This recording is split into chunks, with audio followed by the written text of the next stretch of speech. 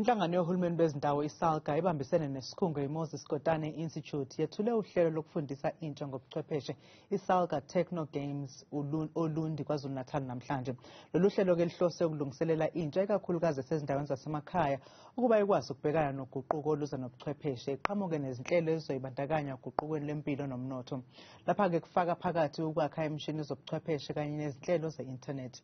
Kuzothi ke emva kwalolu hlelo omasipala bonke bakhe izikhungo zamakhompyutha lapho intsha izocutshwa khona amakhono kwezobuchwepheshe. Already intsha uma ukhuluma ngobuchwepheshe, ubuchwepheshe iphatha ngesandla ngoba ama-gadgets, ama-phones ahlale khona. Kodwa uma uye ey'koleni lezi zasemakhaya ngeke uthole ngisho ikhompyutha, ngeke uthole lutho. Uma ingane nje ukuthi iyasuka la Yethule High School ise-university noma e-TVET College ifike ubona ikhompyutha okokuqala. Amathimba awaSALGA belokhu efika la kuthina ebheka indawo efana ne-library yethu ukuthi i-equipment edingakalayo ekutheni ingane zethu ikwazi ukusizakala ikhona yini.